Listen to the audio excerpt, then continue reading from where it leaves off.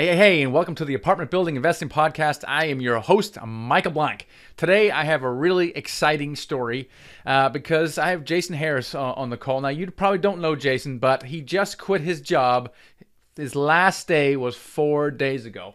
So I wanted to interview him when it was still fresh in his mind. He talks about that last day at the office, and it is so cool because the poor guy is so confused. He's home at 3 o'clock in the afternoon. His wife's like, "What are you doing here?" I'm not exactly sure. And everyone wants to be as confused as Jason is. And so he talks about his last day at work, his transition from a full-time W-2 employee to a full-time investor.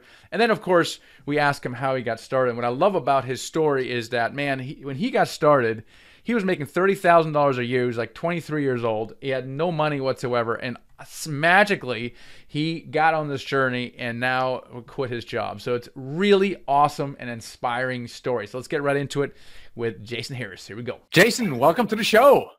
Thank you. Looking forward to it. So today is a Tuesday, and something very special happened to you Thursday. It was your last day of work because you've replaced your income through apartment building income. So I want to get in your story, but just wind the clock back a few days, Jason. It's your last day at work. Describe this day. So this is something my wife and I have worked towards for a long time. I guess long time is relative to some, but it was surreal. My office administrator knew that this is something I was working towards. I talked to my regional leader that it's funny, being a financial planner too, you help people get to real estate, and usually that's through traditional investments, right? So your 401k and IRAs. And so I just told them that I've reached financial independence and no longer need this income to support my lifestyle and goals. And so I'm not your typical advisor that's trying to jump to another firm to take my clients and assets. I've literally reached retirement and ready to do real estate full time. It's what I love to do. And it was a really funny conversation.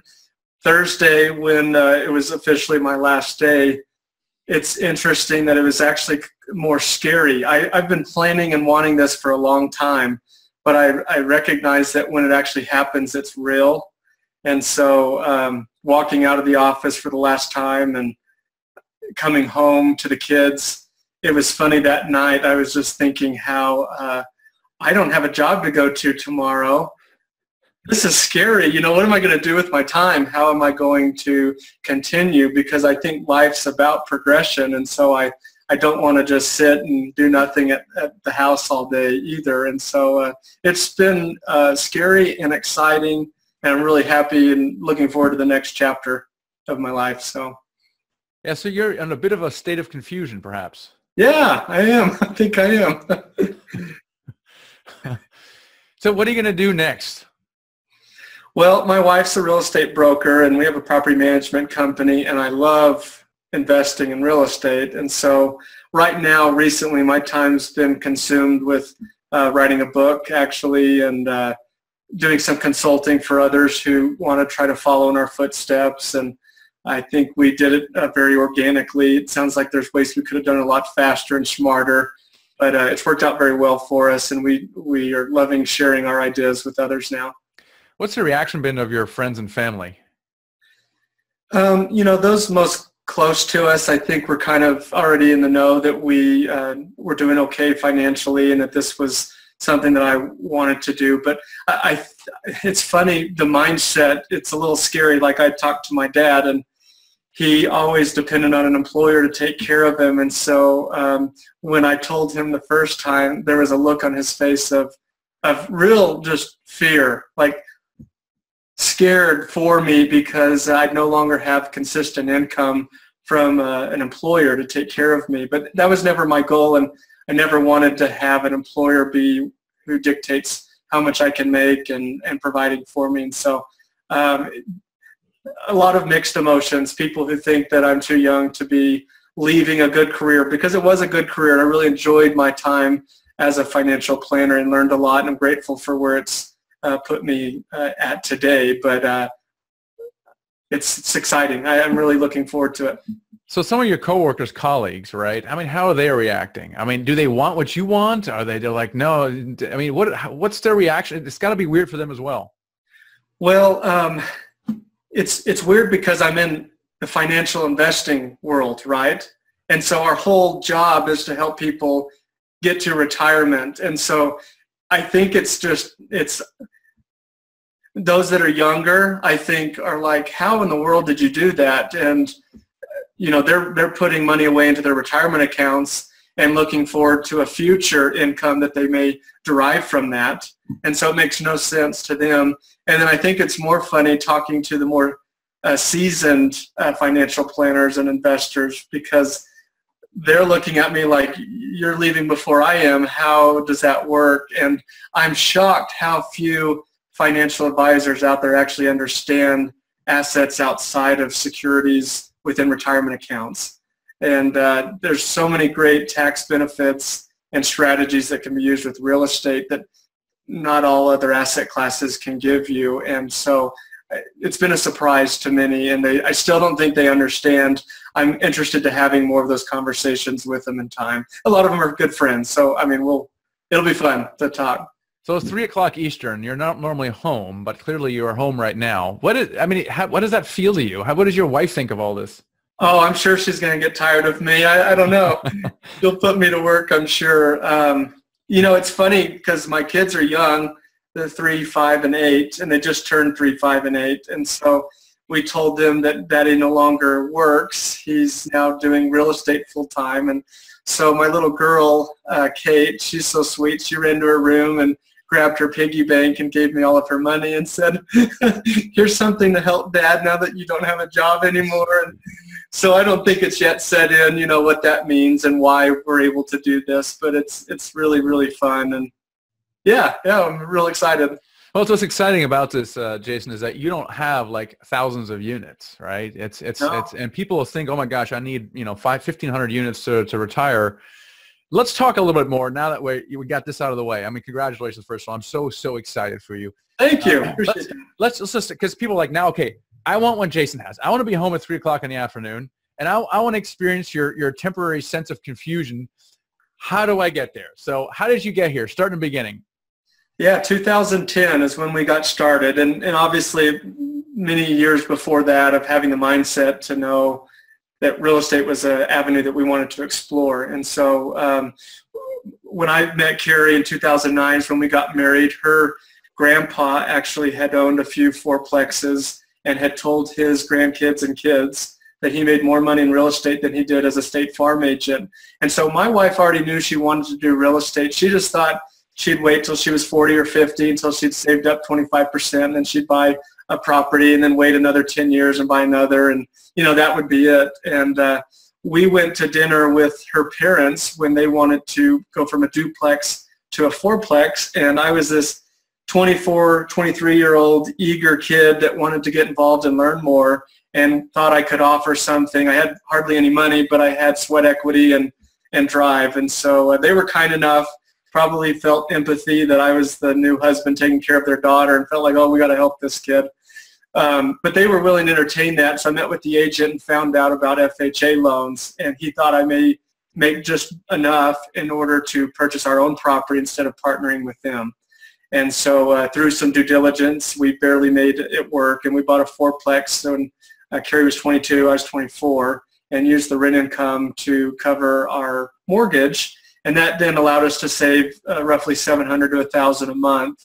That instead of increasing our lifestyle, we used to build up for another down payment for the next property. And then that just continued from there. Well, let me stop there real quick. So you guys decided, number one, not to expand your lifestyle. And this is very, very important, because in good old America, what we do is when we make more money, we spend more money, and better yet, we actually try to spend more than we make due to the magic of credit cards. Now, why did you and your wife decide not to do that? What strategy was behind, what thinking was behind that conversation?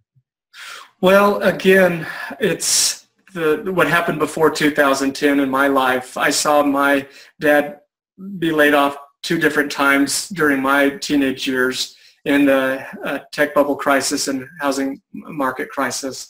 And one of those times he was laid off for a year and a half and had to file for unemployment.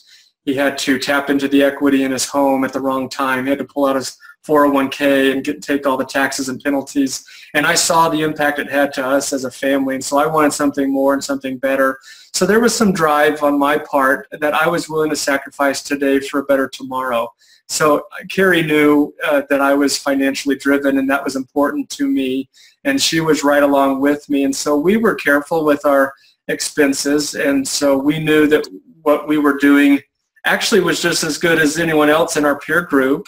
Most people were living in apartments. We just chose to own ours instead of rent ours. And honestly, I learned later that so many people spend the number one asset or the number one category that we have in what we spend our money on is housing. It's 32% in 2017 if you look at the National Bureau of Labor Statistics. So we never spent any money in housing during our marriage. Furthermore, taxes are one of the biggest expenses also. And through real estate, we've learned there's so many ways to shelter your income. And so when you can save what you spend in housing and what you spend on taxes, a lot more of your earned income becomes disposable income that you have left over that we decided to put to work for us in assets like real estate that has continued to build our passive income and equity that we have in them over time. So back in the 2010 when you started this, you were trying to supplement your income. Were you thinking of, hey, I can actually replace my income, or were you thinking, hey, I just want some extra income on the side? You know, I think it was more, I realized, this shows you how little money I made, but I was exchanging 40 to 50 hours of my time each week for almost the exact same amount of money that I made in rent income from my fourplex I had just purchased. And that did something to my mind where it's like, there is no boss that I have to report to and ask for a raise each year. The only thing I need to do is own more of these, and I can significantly increase my income to a level I probably could never make at a job or at a career. And it would be a lot easier to do so. I don't have to have a certain type of degree or a certain amount of tenure before I can make the income that I could make if I just find good properties that cash flow. And so that became my mission, is building up as much as I could on the side to buy more and more properties as soon as I could. So you kind of house hacked your first deal essentially. Now, can anyone get an FHA loan, or do you have to be special to try to do what you did? Well, most anyone can. You do have to own or occupy the property in order to get the financing. And being that we were young, yeah, we were willing to live there. All of our friends were living in apartments as well. And so that is one of the criteria. But FHA financing is one of the easiest ways to get started in real estate. It allows you to buy up to 4 units per loan, and you can use the rent income as an additional help to qualify. And so my income, I only made about $30,000 a year at the time. But because there was rent income from the fourplex, that plus my day job income was enough to qualify for a $434,000 building at that time. So you're saying anyone can do what you did? Anyone can get an FHA loan. How much did you have to put down for that FHA loan? It ended up being just over 4%. Had I not lived in it, I would have had to put 25% down. Gotcha. Then $108,500 plus closing costs plus reserves. Making $30,000 a year, Michael, how long do you think it would have taken me to save $108,500 plus the closing costs? I mean, it would have taken decades. But because I was willing to live in it, we were able to make it work. And then I started immediately getting the benefits of appreciation, principal reduction, cash flow, and all the tax benefits. So that's amazing. So people say, oh, I'm too young and I don't have enough money. Well, this is the best way to do it. So you got into this thing, you lived in one, you and your wife at that time, and yes. and then you rented out the other 3. And then how do you do that again? Because can you do it with an FHA loan? What did you do from that point forward? Yeah, typically you can only have one FHA loan per household, and so there are some qualifying reasons where maybe you could, but we didn't know of any reasons, and we couldn't meet any of those qualifying reasons. So we found out that U.S. Bank and some other credit unions had what's called portfolio loans, money that they keep in-house, so they have special criteria for it. And so our next property was a duplex that we owner occupied with 10% down, no PMI insurance. And honestly, it took us 4 years, Michael, from the fourplex to the duplex. We didn't go any other way other than save your way to having enough for a down payment to buy your next property. And it was then after that one that I felt like this is too slow. I can't wait 3 or 4 years every time to do this. I'll never get to where I want to be. And so you get creative and you learn other strategies as you obtain more knowledge. Well, then what did you do? What other strategies? What did you do to accelerate that timeline? Well, one thing is I learned that we could have used an FHA in this U.S. bank portfolio loan where we negotiated the commissions where if Carrie or I was an agent, we could get paid to buy the property. And when you're only doing a low amount down, like 5% or 10%, if you get a 3 to 6% agent commission, really you're not even bringing any money to the table. You literally could use your commissions as the down payment. Now, you have to have the down payment to put down, close, and then you get the commission. So you can't apply the commission as a down payment. But that changed my whole mindset that as I'm owner-occupying property at 5% down most of the time, if I can get a commission of 3 to 6% each time, really I don't have to save up that 5%. And again, I was only making 30 or 40,000 during those lean years in my early 20s, and so I didn't have a lot of money to put away. This was a way for me to get into the next property that much faster. And so Carrie got her license, and every time I bought a property, she got paid commissions, which helped get our equity or capital out of the property to go and repeat the process to buy another one while still maintaining the asset and helping it run more effectively. And so we came up with creative ways to increase the income of the properties we were buying or decrease the expenses to improve cash flow. Because the biggest risk you run into when you're highly leveraged or putting less down would be over-leveraging, obviously, and then no longer cash flowing. And so we had to be creative on how to raise rents and how to decrease the expenses so that we could operate a profitable and good cash flowing property. So do you have to live in these properties for a minimum amount of time before you can hop on to the next one? Typically 1 year or more is what the expectation is. Yeah, once you've lived there a year, oftentimes you can get financing on the next property. And for us, we learned later and in the process of it, they typically want to see that there's some type of improvement from where you're coming from. Otherwise, it looks like you're just trying to get better interest rate terms with less money down and never intend on occupying the property. A lot of the lenders thought I was crazy, but it's like, no, this is helping me financially. I will live in anything if it's going to improve my financial position, but that's not enough. That's not, there has to be evidence of an increase in size to the property, something that's newer than the one you're coming from, a better neighborhood than where you're at, closer location to work, those types of things. And so we started out after the multifamily units doing small single-family homes into bigger and bigger and bigger until where we are now. Well, let's talk about some of the bigger ones. So it sounds like in the beginning, you kind of house hacked it and you kind of repeated it. You moved, right? And then you did this maybe, let's say, once a year, you moved into a quad or a duplex. At what point did you start changing that strategy maybe to some larger buildings? How did that happen?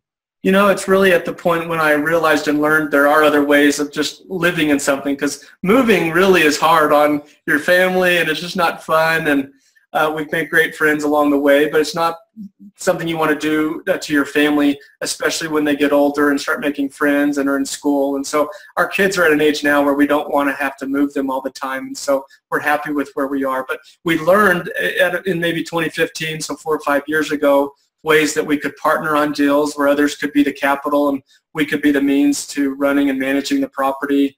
Or we negotiated a couple off-market deals where Carrie got a 6 or 7% commission, and we used a 15% down loan and went halves with a partner who put the 15% down, and then we gave our 7.5% from the commission we had negotiated from the deal. And so creative ways that really we didn't have to come out of pocket with any of our own money. We used the property or the deal as a means to getting ownership to it. Okay, so you're starting to get a little more creative. So you're getting more creative with the commissions for sure. You mentioned a partner. At what point did you start bringing in partners into deals? 2015 or 2016, we started to introduce partners. We started to use the BRRRR strategy where we were doing hard money or private money to buy an asset that we saw some value add opportunity that we then go in and fix up and renovate and then get long-term financing in place a couple months later. And we did a deal just a couple years ago on a fourplex we bought for about $355,000. I knew the upside could be closer to 500 if we were able to raise rents and improve some things. I literally just removed all the garbage and debris from the outside, landscaped it, and painted the building. And since all of the tenants were on month-to-month leases, we gave them notice of rent raises of $225 per apartment. So it was about $900 total. Not a single person moved out, Michael. Because they were so far under market. It was so far under market. The owner hadn't raised rents in a long time. They were proud of this new owner who was taking care of the property, making it look nicer, and that I was willing to go in over time and improve the inside to the apartments as well. They were happy to pay the additional amount. And so I took the new higher income that the property generated to the lender. They reappraised it for almost $500,000, and then we were able to turn around and use the equity of the property as our 25% down payment. So I spent about $3,000 of my own money to buy a $500,000 fourplex, and cash flow just under $1,000 a month. That's amazing. So you used a hard money loan to finance the entire acquisition and repairs except for the $3,000?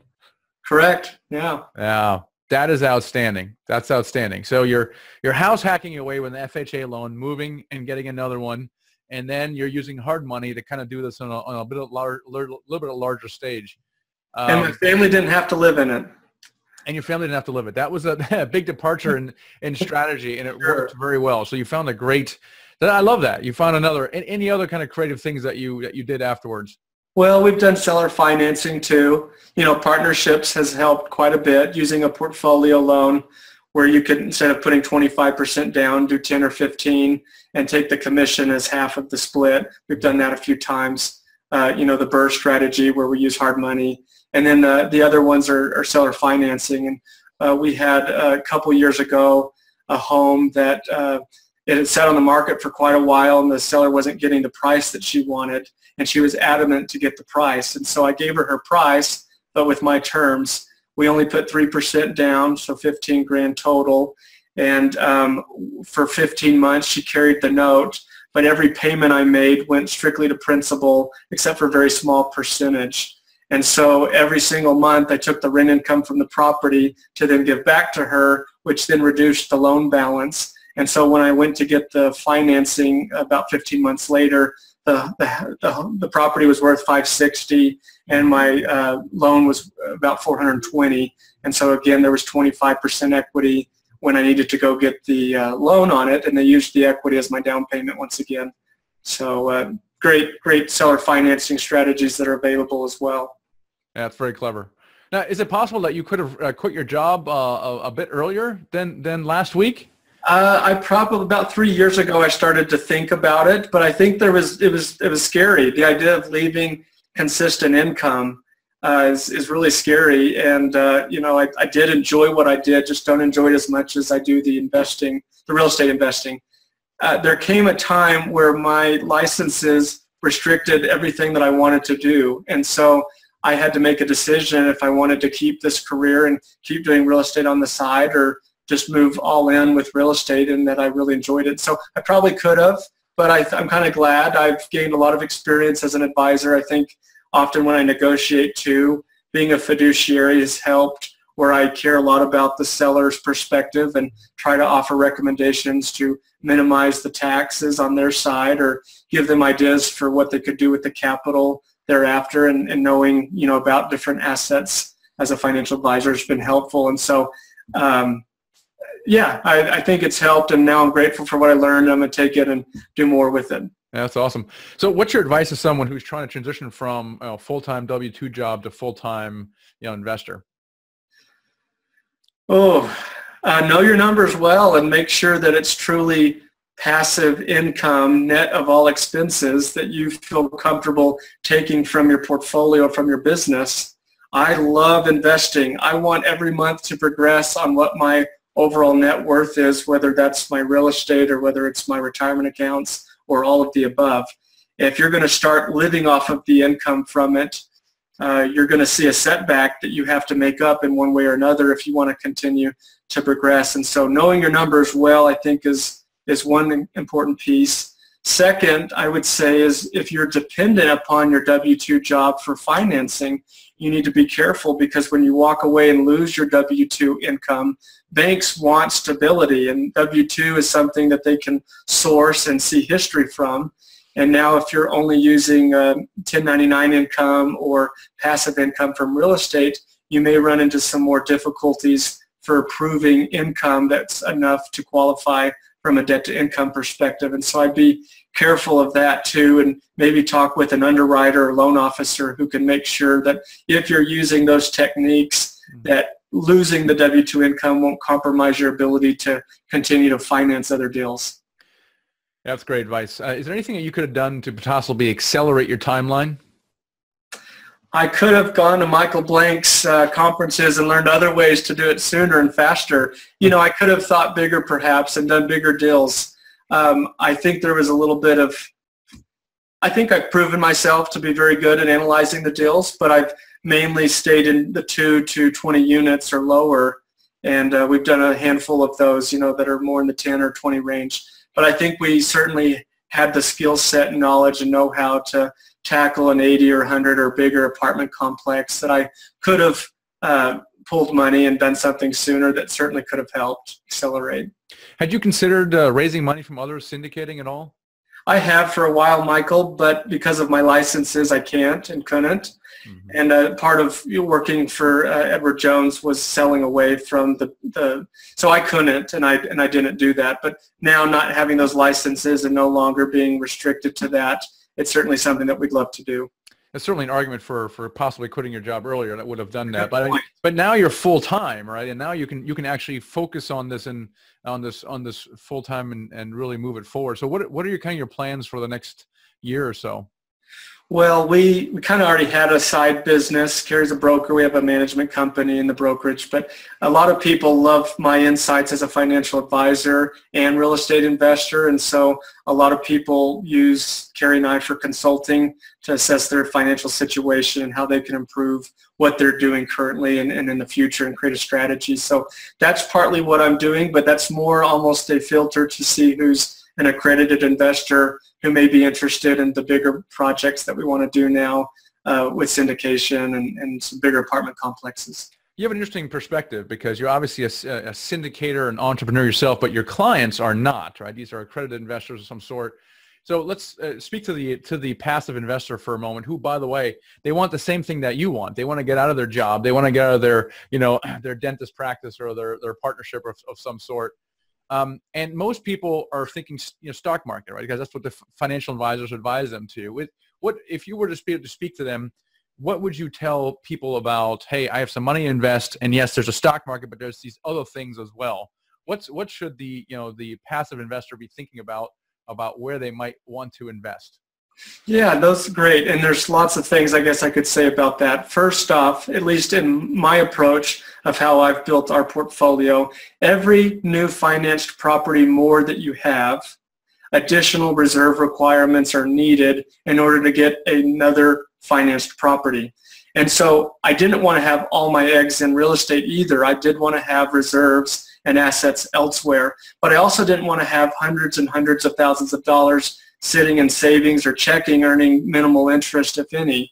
And so I've used a combination of Roth IRAs and Roth 401ks in combination of my real estate portfolio. And so I think it's a great combination to use both. And let me kind of explain why. First, I get the diversification. I still believe stocks are good investments. They're not anything that I believe can benefit me now. It's something that I'm putting off for a future date, which to me is not as exciting as real estate that can immediately benefit me. And so my main passion and goal is to build real estate, my real estate portfolio, to generate passive income now and for my future, and then use the additional income to help fund my retirement accounts so that I have more reserves that the banks can use for financing more real estate properties. And so I use Roth accounts for two reasons. One, Roth's accounts grow tax-free. So in the future, I can provide an income that's tax-free and not subject to tax. But second, I don't need the deductibility of the traditional SEP or solo K contributions because I use depreciation from my real estate to shelter my income. And so I get the best of both worlds. depreciation is a non-cash expense, and so I can use depreciation to shelter all my income that then saves money I don't give to the government or the IRS. I'm able to then use to buy more real estate, but then the real estate is a way to help me fund more Roth accounts, and depreciation, because it's, again, a non-cash expense. When buying property, underwriters can add the depreciation credit back to my total income. So for qualifying purposes, my income looks really strong, but for tax purposes, it looks really weak, so I don't have to pay a lot of tax. And so for me, it's a recipe where I'm growing tax-free wealth in my Roth accounts, and I'm also growing my real estate portfolio tax efficiently, using the two together to help benefit each other. And so I don't like these arguments of which one's best. They both have purposes that can help benefit you. Real estate, I think, trumps all of them with all the benefits it offers, but it's not something where I think everyone should have all their money in real estate only. There's ways to utilize other assets for your benefit to grow a real estate business. Yeah, exactly right. So, especially in these volatile times with the stock market, people are going, my gosh, what else is there? Real estate, guys, real estate, Absolutely. And you can dollar cost average into real estate just like you can stock investing. And so if the numbers make sense now and you can improve upon those numbers and you're buying for cash flow, you don't have to time the market. Time in the market's what's going to make the biggest difference. So the sooner you can get started, the more time you have to reap the benefits that real estate offers. And there's many: appreciation, cash flow, principal reduction, and then all the tax benefits. You need to get started now and not wait till you're in your 40s or 50s like Carrie's perception of it initially thought it would be. That's so awesome. Hey, Jason, how can people connect with you? Creative Gains LLC at gmail.com is our email address. That's GAINS. Or our website, getcreativegains.com.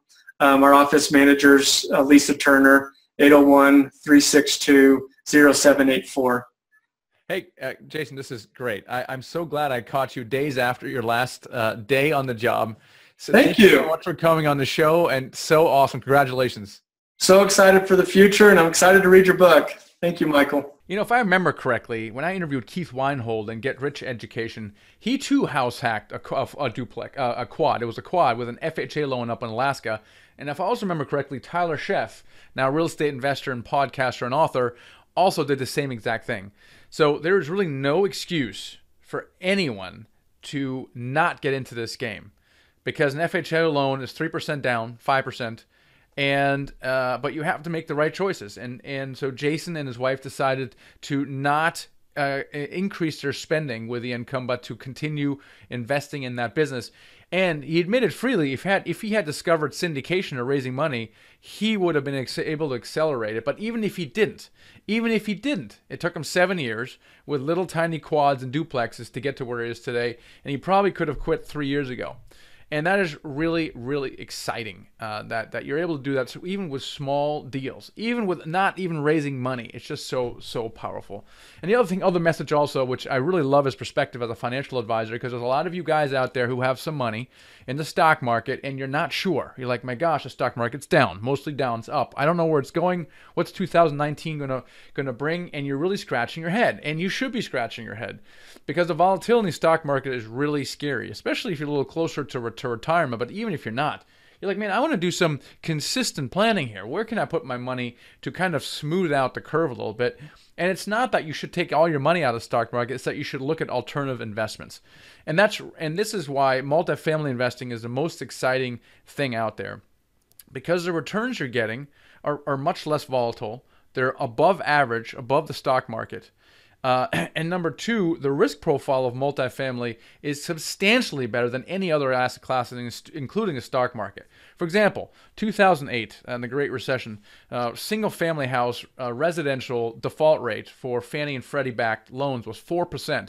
That's a lot, okay? In comparison, multifamily was only 0.4%, basically close to zero. was the default rate in that same time. So the risk profile is very attractive.